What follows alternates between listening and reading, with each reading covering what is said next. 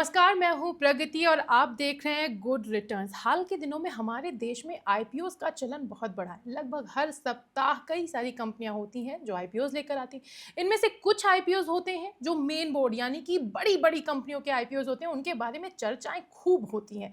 लेकिन कुछ आईपीओस होते हैं जो एसएमई यानी स्मॉल मीडियम एंटरप्रेन्योर्स लेकर के आते हैं, उनके बारे में चर्चा थोड़ी कम होती है।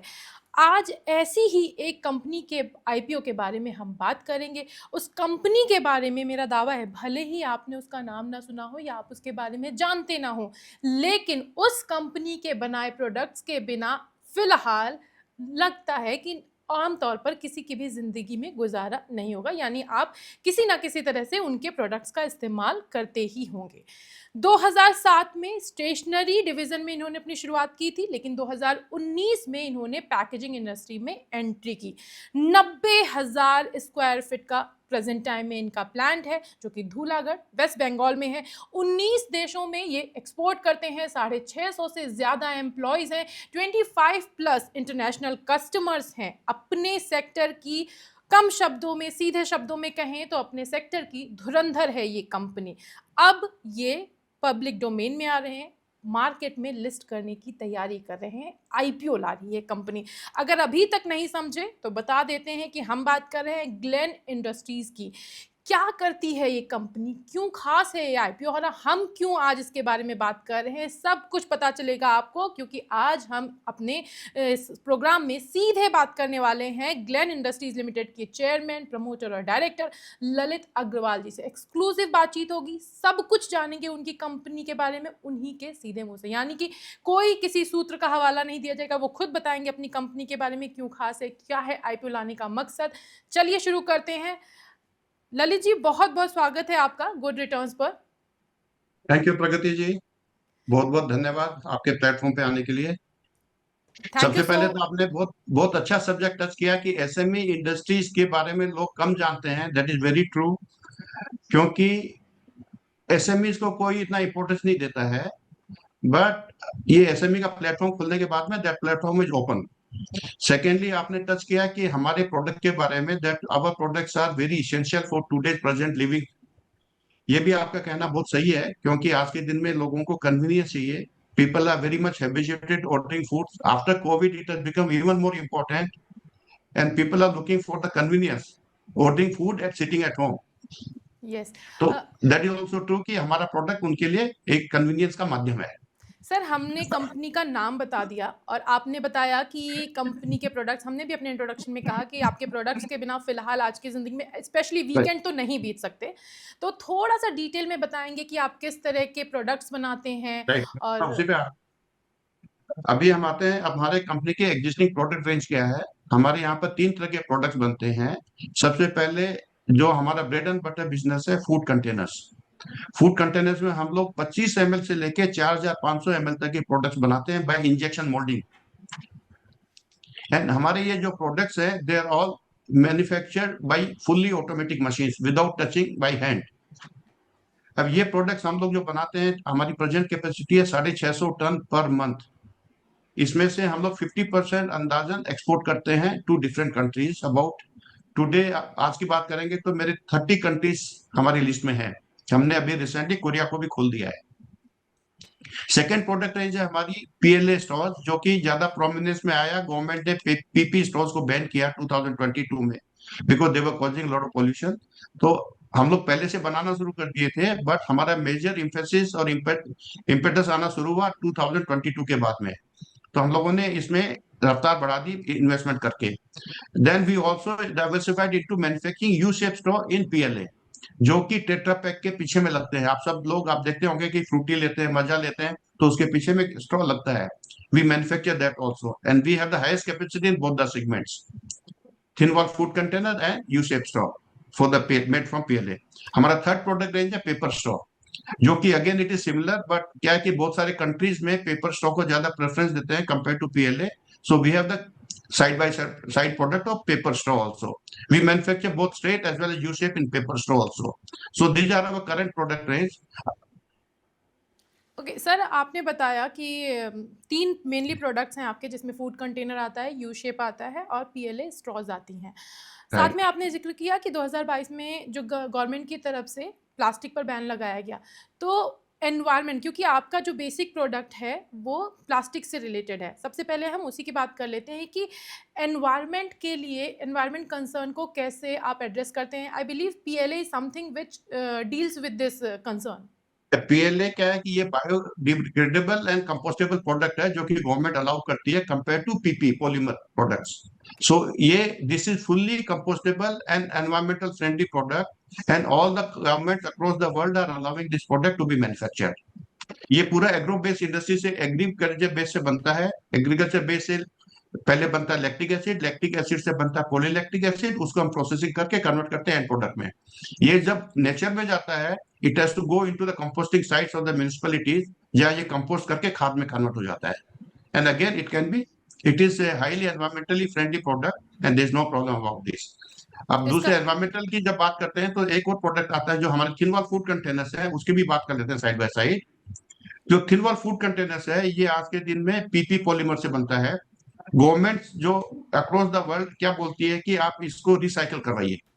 रिसाइकलर्स के रिसाइकलिंग करने के लिए रिसाइकलर्स बैठे हुए हैं। ईपीआर गवर्नमेंट की पॉलिसी है, उसके तहत जो रिप्रोसेसर्स है उसको रिसाइकिल करते हैं। हमारे production they highly recyclable and हम लोगों को उनसे क्रेडिट कार्ड खरीदना पड़ता है like carbon credit and we fulfil our EPR compliances. Okay sir, तो अब हम आईपीओ की बात करते हैं। आज 7 तारीख है, आज एंकर इन्वेस्टर के लिए ओपन हो चुका है, लेकिन कल से जो है रिटेल इन्वेस्टर्स के लिए भी ये ओपन हो जाएगा।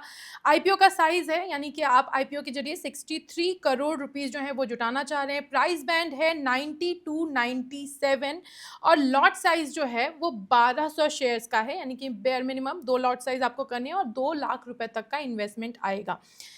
सर, 2019 से आप इस इंडस्ट्री में काम कर रहे हैं, 6 साल हुए हैं। अचानक से क्या ऐसा हुआ कि आपको लगा दिस इज़ द टाइम कि अब आपको आईपीओ लाना चाहिए? पहली बात।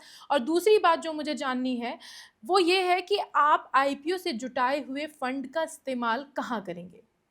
प्रगति जी, एक तो सबसे पहले आपको करेक्शन कर दूं, हम इस इंडस्ट्री में 2010 में एंट्री कर लिए थे। वो हमारी पुरानी कंपनी में था।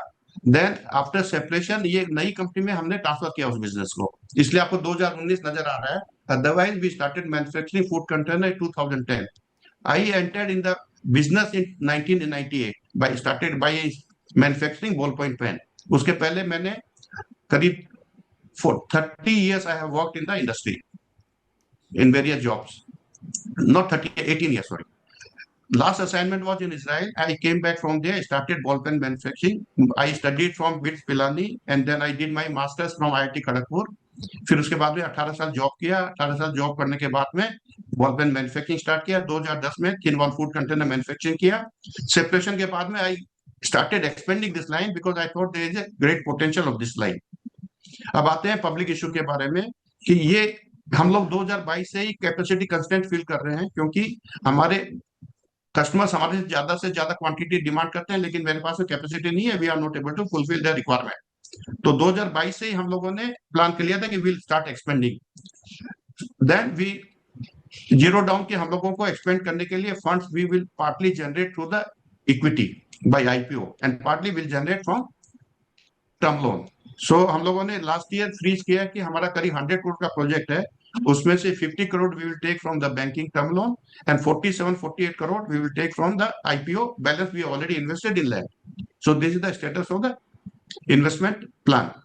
बैलेंस जो 63 माइनस 47-48 करोड़ है, उसमें से कुछ तो आईपीओ के एक्सपेंसेस भी आएगा and balance is general corporate purpose. Okay, आप यानी कि आपका जो एक्सपेंशन प्लान है उसके लिए आप खर्च करेंगे, जो फंड जुटाया जाएगा, और इसके अलावा जनरल कॉर्पोरेट पर्पस के लिए इस्तेमाल होगा ये जो फंड होएगा।